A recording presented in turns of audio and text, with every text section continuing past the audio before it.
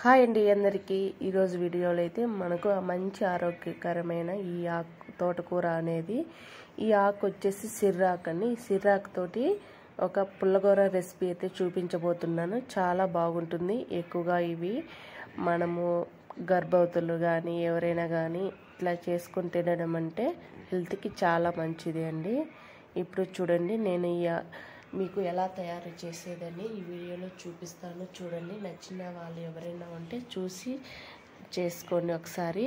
ఇప్పుడు నేను ఒక కట్ట సిర్రాకు తీసుకున్నానండి. బాగా శుభ్రంగా ఇవి 3 సార్లు కడుక్కోవాలి. ఎందుకంటే వాటికి ఉండే మట్టి ఇసుక ఏమైనా ఉంటే పోతుందండి. అందుకు మనము ఖచ్చితంగా ఈ ఆకు అయితే శుభ్రంగా కడుక్కోవాలి. ముందు ఇలా కడుక్కున్న తర్వాత ఇప్పుడు ఒక గిన్నె తీసుకోండి. ఆ గిన్నెలో ఆకు 2 టమోటాలు అయితే వేసుకోవాలి. అలాగే పచ్చిమిర్చి కారం తగినట్టుగా వేసుకోవాలి అండి. ఆ తర్వాత ఇందులో మనము కొంచెం కల్లుప్పు వేసుకుందాం. ఆ తర్వాత పసుపు అయితే వేసుకుందామండి, 1 స్పూను. ఇవి వేసుకుని ఒక హాఫ్ గ్లాస్ వాటర్ అయితే వేసుకుందాము. మరీ ఎక్కువగా వేసుకోకుండా ఒక హాఫ్ గ్లాస్ వేసుకుందాము. ఇప్పుడు స్టవ్ వెలిగించి స్టవ్ పైన పెట్టేసుకోనండి. ఆ తర్వాత మనము మూత పెట్టేసుకోండి. కాసేపు అట్లాగనే ఒక 10 నిమిషాల తర్వాత మళ్ళీ ఒకసారి మూత తీసేసి ఒకసారి బాగా మిక్స్ చేసి కలపండి. మీకు ఇంకా ఇన్ని వాటర్ పోసినా ఇంకా ఉడకలేదు అనుకుంటే ఇంకొంచెం వాటర్ పోసుకోండి.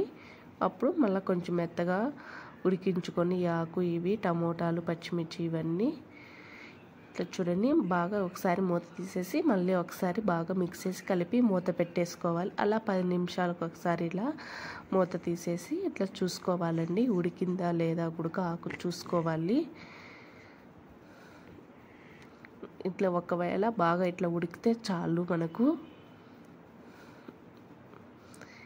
ఇంకా ఈ విధంగా అయితే ఆకు ఉడికిందండి. ఇంకా స్టవ్ ఆఫ్ చేసుకొని పక్కన పెట్టేసుకొని ఇట్లా పప్పు గుత్తితో మనము మెత్తగా ఎనుపుకోవాలండి. కాస్త చాలా ఈజీగా ఉంటుందండి. ఇది ఎక్కువ మనము చేసుకుంటే చాలా మంచిది. ఎక్కువ ఆకుకూరలే తినాలండి, మనకు హెల్త్కి చాలా మంచిది. ఎవరైనా ఎక్కువగా బీపీ, షుగరు ఇట్లా గర్భవతులు ఎవరైనా ఉన్నా కూడా వాళ్ళకు కూడా ఇట్లా ఆకుకూరతో చేసుకొని తినాలండి, మంచిది. చూడండి, ఇట్లా మనము ఇట్లా బాగా మెత్తగా ఎనుపుకొనేసి పక్కన పెట్టేసుకొని వీటికి పోపు అయితే పెట్టుకుందామండి.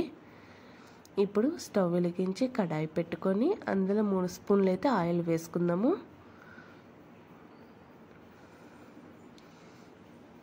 చూడండి, ఇట్లా 3 స్పూన్లు అయితే ఆయిల్ వేసుకొని ఈ ఆయిల్ అనేది కొంచెం వేడెక్కిన తర్వాత మనము అందులో 1 స్పూన్ అయితే పోపు దినుసులు అయితే వేసుకుందామండి.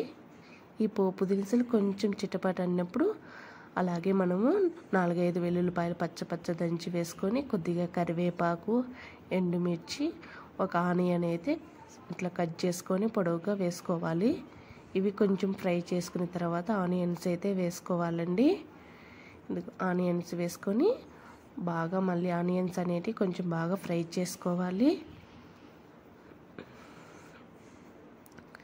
చూడండి, ఇట్లా ఆ విధంగా ఆనియన్స్ కొంచెం బాగా ఫ్రై అయిన తర్వాత మనము ఇది ఆకు అనేది పక్కన ఎనిపి పెట్టుకున్నాం కదండి, అదైతే కడాయిలో వేసుకోవాలి.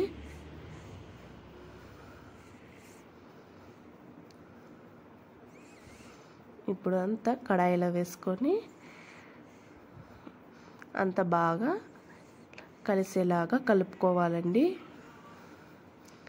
ఇట్లా అంతా బాగా మిక్స్ చేసి కలుపుకోవాలి. ఇంకా మీకు ఉప్పు ఏమన్నా సరిపోకుంటే లాస్ట్లో సాల్ట్ వేసుకోండి. సాల్ట్ వేసుకొని ఒకసారి బాగా మిక్స్ చేసి ఇంత కలుపుకోండి, సరిపోతుంది.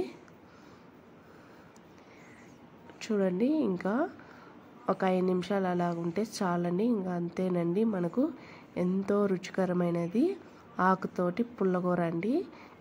ఎక్కువగా మేము ఇలాగనే చేసుకుంటాం. ఇది చేసుకున్నప్పుడు రాగి సంగటి అనేది కంపల్సరీ చేసుకుంటాము. రాగి సంగటిలోకి ఎక్కువగా బాగుంటుంది. ఇట్లా సంగటి తోటకూరతో ఇట్లా చేసుకుంటామండి. చాలా రుచిగా ఉంటుంది. ఈ పద్ధతి మీరు కూడా ఒకసారి ట్రై చేసి చూడండి. చాలా అంటే చాలా బాగుంటుంది. ఎక్కువగా మేము మా పల్లెటూర్లలో ఇలానే చేసుకుంటాము. చాలా బాగుంటుంది. ఈ ఆకే కాదండి, ఏ ఆకైనా ఇట్లా పుల్లగూర చేసుకొని సంగటి అయితే చేసుకుంటాము. చాలా రుచిగా ఉంటుంది. మీరు కూడా ఒకసారి ట్రై చేసి చూసి నాకు కామెంట్ చేయండి. ఓకేనా ఫ్రెండ్స్, ఈ వీడియో ఇంకా నచ్చినట్లయితే లైక్ చేసి షేర్ చేసి